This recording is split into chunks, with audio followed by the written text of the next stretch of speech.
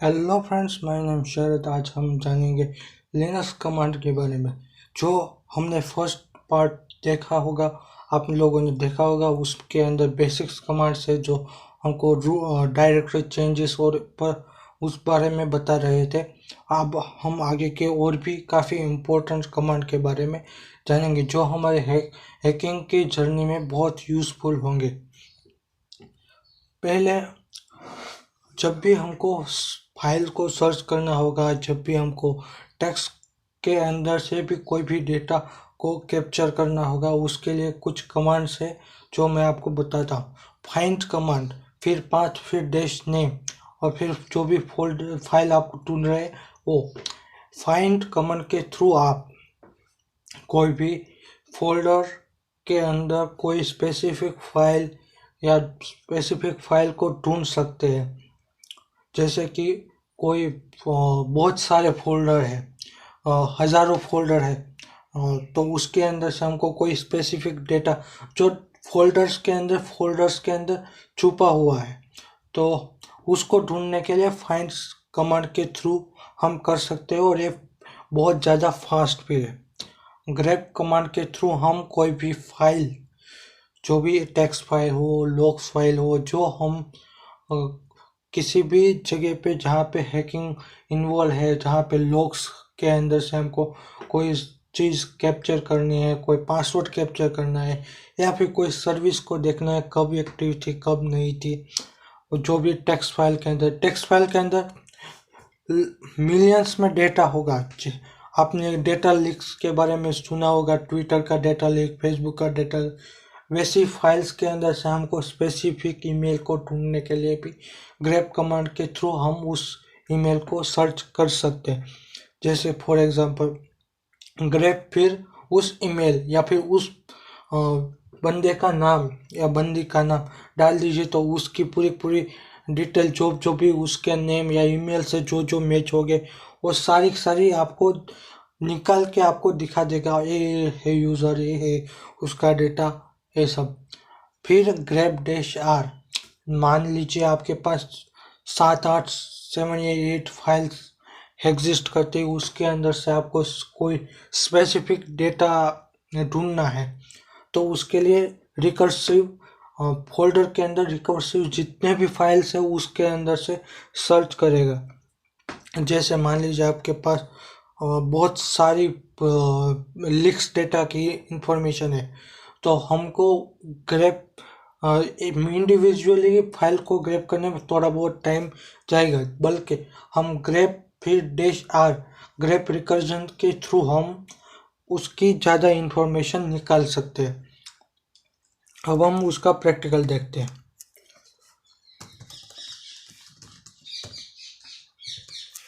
अब हम पहले प्रैक्टिकल देखते हैं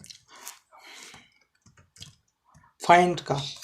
हमको कोई फाइल सर्च करनी है, जैसे मेरे को एक फाइल है, एटीटी की फाइल है, उसको ढूंढना है। तो उसके लिए मैंने लगा दिया होम डायरेक्टरी के अंदर है, और फाइल का नेम है एटीटी, फिर डॉट स्टार। स्टार मीन्स सारी की सारी जो भी स्टार, जो भी एटीटी, फिर जो डॉट के बाद जो भी एक्सटेंशन है, वो सारी की सारी फाइल जाएगी। आप देख लीजिए, इसके अंदर attd.txt करके एक फाइल है। अब हम देख लीजिए, दूसरी बार ट्राई करते हैं फाइंड, फिर होम डायरेक्टरी, फिर उसके अंदर हम सर्च करते हैं कोई शेल फाइल जो भी एग्जिस्ट है। अब देख लीजिए, बहुत सारी शेल फाइल है, वो सारी की सारी आपके सामने आ चुकी है। ये है शेल फाइल, पैरट, यूट्यूब, पहले लॉन्च, बेस.sh, ये सारी की सारी फाइल आपके सामने आ चुकी है। अब हम देखते हैं ग्रैब कमांड के थ्रू ग्रैब। अब हम डेस्कटॉप पर ही है, तो हमारे पास readme.license वाली फाइल है। ये देख लीजिए, इसके अंदर मेरे को लिनक्स ढूंढना है, जहाँ भी लिनक्स आ रहा हो। हम लिखेंगे ग्रैब फिर लिनक्स, जो भी कीवर्ड्स आप सर्च करना चाहिए वो। इसके अंदर लिनक्स है नहीं तो हम कोई और हम लगा देते हैं पैरट। ये देख लीजिए पैरट के 2 लाइंस है यहाँ पे, कॉपीराइट 2030 और वो सब। अब यहाँ पे देखते हैं कि यहाँ पे कहाँ पे ये फर्स्ट में ही है दोनों पैरट वाले। हमको बहुत बड़ी फाइल होगी उसमें से भी ये फास्टली डेटा को ग्रैब करके दे देगा। क्लियर कमांड के थ्रू हम पूरी स्क्रीन को क्लियर कर देते हैं इस सिंपल कमांड से। फिर हम रिकर्सिव वाला कमांड्स के बारे में देखते हैं। हम डेस्कटॉप पे ही ट्राई करते हैं ग्रेप -r। फिर हमारा जो भी पैटर्न्स ढूंढने हम इस बार भी पैरट ही डालते रहते हैं। और अब हमारा पाथ डाल देते हैं। हमारा पाथ है डेस्कटॉप का,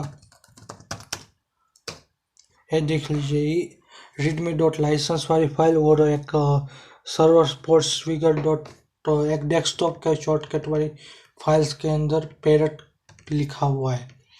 पैरट है वो हमको ग्रैब करके दे दिए।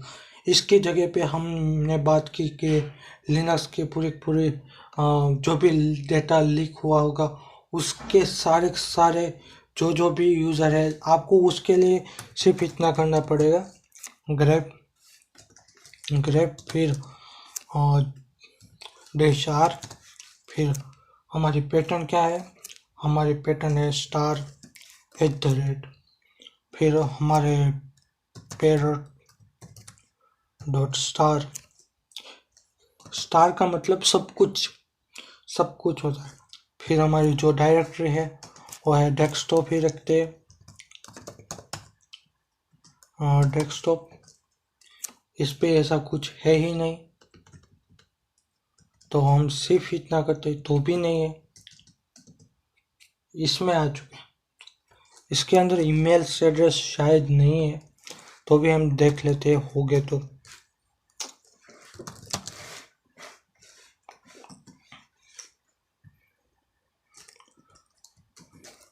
ग्रेप @, इसके अंदर आई थिंक्स नहीं है या फिर है, शायद नहीं है। बाइनरी फाइल के अंदर डेटा मैच नहीं होगा, हमने सब कुछ कर दिया इसलिए। ओके, अगर मेरे पास कोई फाइल होती तो मैं आपको बता देता। अब हम चलते हैं दूसरी बारे में।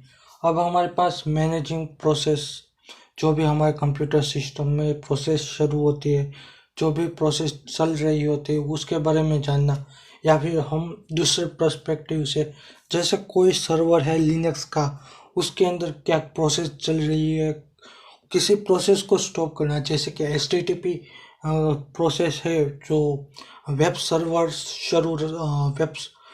शुरू होते हैं उस प्रोसेस को हम क्या किल कर सकते हैं।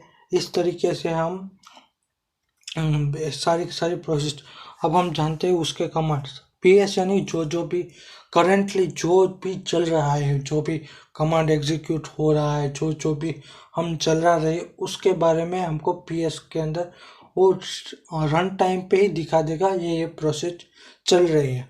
बैकग्राउंड की प्रोसेस ये नहीं दिखाएगा बल्कि जो हमने शुरू की है वो प्रोसेस दिखा देगा। टॉप कमांड यानी हम पूरी मॉनिटर कर सकते हैं हमारे बैकग्राउंड प्रोसेस या फिर कोई और प्रोसेस जो भी प्रोसेस चल रही है बैकग्राउंड में, या फिर हमारे सामने जो भी प्रोसेस चल रहे वो सारी की इंफॉर्मेशन दिखा देगा। जी कितना CPU ले रहा है वो सब डिटेल। किल PID यानी PID मतलब प्रोसेस ID होता है। किल यानी किस प्रोसेस ID को टर्मिनेट करना है या फिर किस किल ID को स्टॉप करना है, किस प्रोसेस को बंद करना है हमको। तो हम चलते हैं, अब हम कोई प्रोसेस को शुरू कर देते हैं, जैसे हम गेम का ही शुरू कर देते हैं। ये देख लीजिए हम लिखेंगे PS, तो ये PS जब चल रहा था तभी दिखा दिया। फिर हम देखते हैं टॉप के अंदर जो भी प्रोसेस चल रही है वो सब दिखा रहा है, CPU, मेमोरी, फिर जो भी यूज़ हो रही है वो सब। और यहाँ पे आपको PID भी दिखने को मिल जाती है, PID यूज़ हो रही है और यहाँ पे चेंज होता रहता है। आपको कुछ देखना है तो आप डाउन एरो और अप एरो के थ्रू भी आप देख सकते हैं, उसके थ्रू भी आप प्रोसेस चेक कर सकते हैं। हम Xbox को किल करेंगे तो उसकी PID को हम इस तरीके से नहीं ढूंढेंगे, हम टॉप का यूज़ करके ग्रैब कमांड के थ्रू हम Xbox यानी कि ये जो गेम चल रही है उसको हम सर्च करेंगे। जो भी प्रोसेस हो गई ये देख लीजिए, हमको मिल गई। हमारे पास है उसका PID है 2156। इसको हम कॉपी कर देते हैं, किल, फिर स्पेस, फिर किल। देख लीजिए वो प्रोसेस पूरी हमारे सामने ही टर्मिनेट हो गई। अब हम चलते हैं फाइल ओनरशिप और फाइल परमिशन के बारे में जानते हैं। ये परमिशंस हमको कोई एग्जीक्यूट कराने या फिर किसी को दिखाने, कोई यूज़र को दिखाने, कोई यूज़र को नहीं दिखाने, कोई फाइल या कोई फाइल यहाँ पे एग्जीक्यूट नहीं होनी चाहिए, इस यूज़र पे एग्जीक्यूट नहीं होनी चाहिए। इसके लिए chmod, ls और chsown, अब तीनों कमांड के बारे में जानते हैं। ls कमांड आपने अगले वीडियो में भी सीखा होगा। ये उसके आगे जो भी -l है वो पैरामीटर है। इस पैरामीटर के थ्रू हमको उस जितने भी फोल्डर्स है उसकी इंफॉर्मेशन, जैसे कि उसकी डिटेल्स निकल जाएगी, उसके कौन से ग्रुप में है, किस के पास उसकी ओनरशिप, यानी ओनरशिप तो एक ही के पास होती है, कोई भी एक व्यक्ति के पास, यानी कोई भी एक यूज़र के पास उसकी परमिशन होती है। फिर chmod परमिशन फाइल्स, chmod के थ्रू हम कोई भी फाइल की परमिशन चेंज कर सकते हैं। जैसे कि हमको कोई एग्जीक्यूट करानी है फाइल तो उसकी एग्जीक्यूट वाली परमिशन चाहिए, किसी को राइट कराने के लिए राइट वाली परमिशन चाहिए, और किसी को सिर्फ रीड करने के लिए भी परमिशन चाहिए। हम उसका परमिशन का पूरा चार्ट देख लेते हैं। ये पूरा चार्ट है। इसमें जो ऑक्टल है वो परमिशन नंबर आप देख लीजिए, परमिशन नंबर है। और इसके परम्स में लिखा हुआ, परम्स मीन्स परमिशन ही होता है। R यानी रीड, W यानी write and X means execute. इन सब में इस कॉमन है, R का मीन्स रीड, W का मतलब राइट और X का मतलब एग्जीक्यूट। ये तीन है।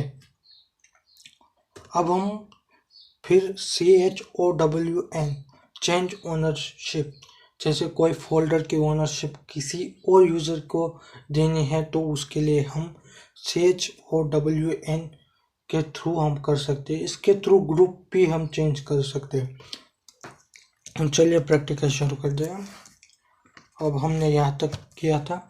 अब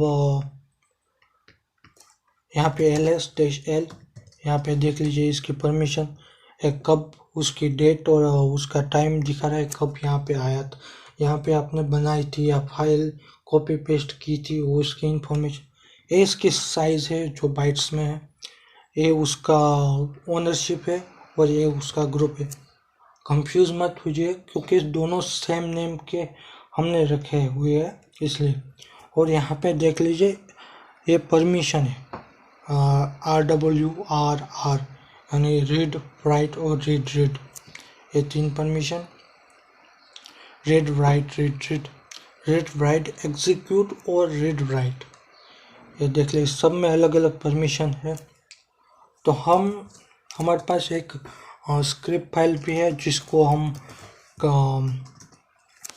फाइंड के थ्रू हम सर्च करेंगे कहाँ पे है वो शेल फाइल।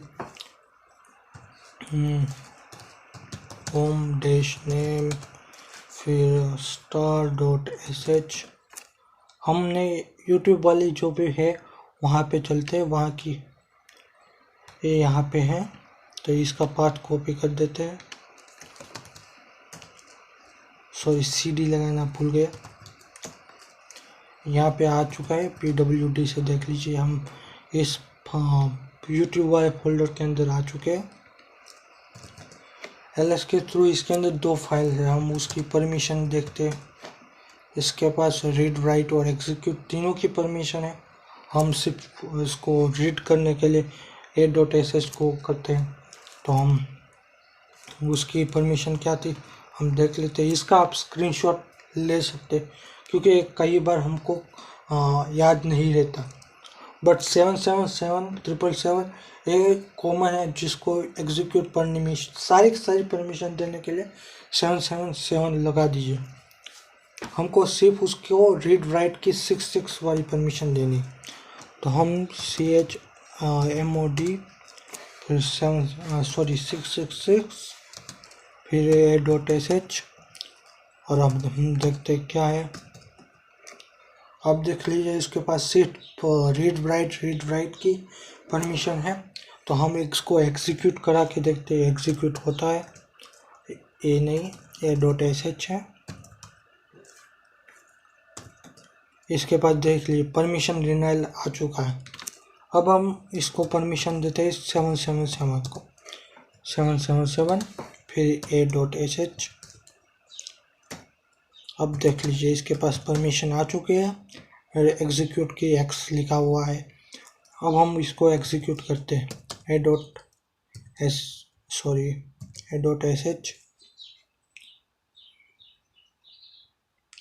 इसके पास सिंटैक्स एरर, अनएक्सपेक्टेड एरर, इसके अंदर कुछ कंफ्यूजिंग है। हम एक और स्क्रिप्ट फाइल बना लेते हैं b.sh करके, और इको हेलो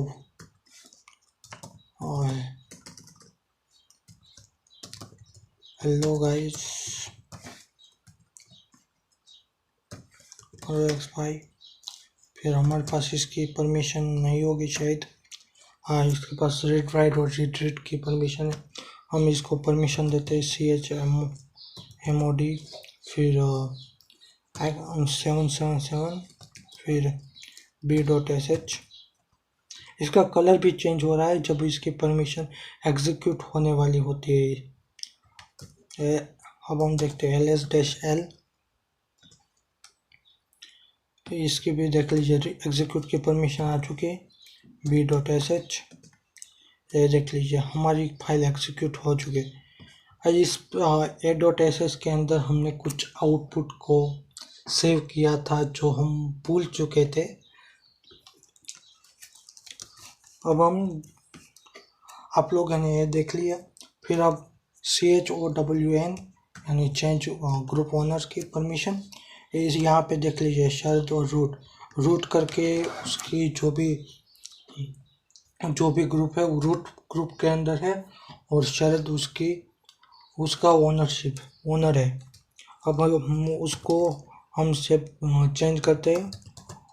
इसके लिए हम पहले रूट करके हम ओनरशिप कर देते हैं इसकी, और रूट ही हम उसके जो भी ग्रुप है उसको रख देते हैं, और a.sh को ही कर देते हैं। इसके लिए हमको sudo परमिशन sudo करना पड़ेगा। ls-l आप देख लीजिए दोनों रूट हो चुका है, यानी इसकी परमिशन रूट के पास है। अब हम इसको नैनो फिर a.sh करके देखते हैं। हम इसके अंदर कुछ Ctrl+X+Y ये सेव हो रहा है, क्योंकि हमारे पास भी परमिशन है इसको एक्सेस करने की। अब हम उसको चेंज कर देते हैं। इसकी सिर्फ ओनली हमको उसका ग्रुप चेंज करना है, तो पहले डबल डॉट फिर हमको उस ग्रुप का नाम लिखना पड़ेगा और फिर उसका फाइल का नाम। और इसके लिए भी हमको sudo तो लगाना पड़ेगा, मैं भूल गया था। ls-l ये देख लीजिए ग्रुप चेंज हो चुका है। हम इस फाइल पे नहीं सारी फाइल पे भी कर सकते हैं, उसके लिए भी ये है हम रूट कर देते हैं, क्योंकि सब रूट स्टार एंटर ls-l। इसकी सारी देख लीजिए, सारी रूट में आ चुका है। अब हम नेक्स्ट के बारे में देखते हैं। Redirect input output. जब भी हमको कोई फाइल की जो भी हम कमांड एग्जीक्यूट करते हैं उसकी इंफॉर्मेशन लेनी है, उसको किसी फाइल के अंदर सेव करना है, तो उसके लिए इन चीज़ों का यूज़ करेंगे। Greater than, double greater than, less than के थ्रू हम इनपुट देते हैं कमांड को, और ग्रेटर देन के थ्रू हम उस फाइल को ओवरराइट यानी कि उस फाइल को जो भी डेटा है उसके ऊपर उस डेटा को डाल देते हैं। यानी जो भी सेम नेम का जब भी एक टेक्स्ट फाइल या फिर कोई भी फाइल होती है उस पर आप Ctrl+V करते हैं तो उस पर दो ऑप्शन होते हैं, या फिर यस ओवरराइट का आता है या फिर कैंसल, दो आते हैं। ओवरराइट करेंगे तो पुरानी वाली फाइल हट जाएगी और नई फाइल आ जाएगी। और फिर डबल ग्रेटर देन यानी कि उस फाइल के अंदर जो भी डेटा है उसको रहने दो, उसके बाद हमारा जो भी कमांड है उसको एग्जीक्यूट जो भी उसको सेव कर दो। फिर हम अभी इसका प्रैक्टिकल देखते हैं। वीडियो थोड़ी सी लंबी हो चुकी है। हाँ, तो हम पहले क्या करते हैं, nmap-h। अब हमको ये पूरा हमको सेव करना है, तो हम क्या करेंगे, इसको सिंगल ग्रेटर देन करके हम एक फाइल के अंदर डाल देते। हम b.sh के अंदर ही डाल देते। आपने देखा उसके अंदर क्या था, अब देखते हैं उसके अंदर क्या क्या है। अब देख लीजिए, पुराना डेटा जो भी होगा वो हट चुका होगा और नया डेटा आ चुका है। देख लीजिए, यहाँ से शुरू होगा। अगर मैं इस कमांड के अंदर डबल ग्रेटर देन डाल दूँ तो यहाँ पे क्या होगा देखते हैं। get b.sh। अभी यहाँ पे सेम है इसलिए कुछ पता नहीं चलेगा, बट मैं आपको बताऊंगा। देख लीजिए nmap 7.93 यहाँ तक देख लीजिए, ऑप्शन, स्कैन टाइप्स और ये सब, और ऊपर भी होगा जहाँ पे हमने किया था। ये देख लीजिए nmap scan types, option, target, specific, ये भी है।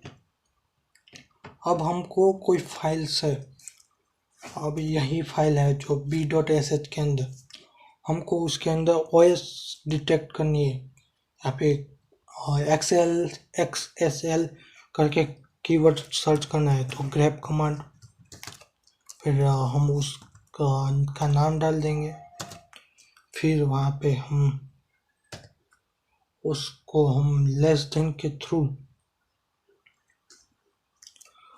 डाल देंगे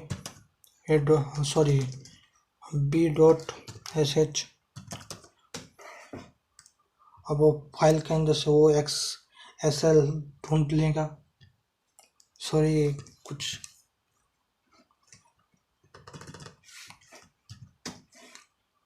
ये देख लीजिए, मैंने उल्टा कर दिया था इसलिए पूरा डेटा ये हो चुका है। देख लीजिए, ग्रेटर देन और लेस देन में काफ़ी बार सिर्फ बटन्स का चेंजेस होने से ये सब हो सकता है। हम दोबारा कर देते हैं। ओके, 2 बार कर देते हैं। अब हमारे पास वापस से डेटा आ चुका है।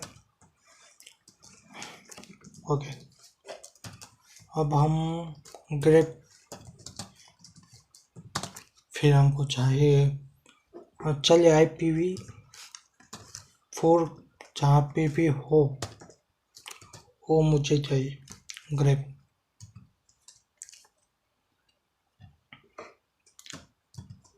लेस देन, फिर हम उस फाइल का नाम b.sh, get वापस से मैंने वही गलती कर दी। नहीं, तो अब क्या IPv4 नहीं है, तो सिर्फ IPv देख लीजिए। इसके अंदर इनेबल IPv6 स्कैनिंग है, इनेबल IPv4 नहीं था, इसलिए उसमें नहीं आया, फॉर माई मिस्टेक। अब thanks for watching, have a nice day.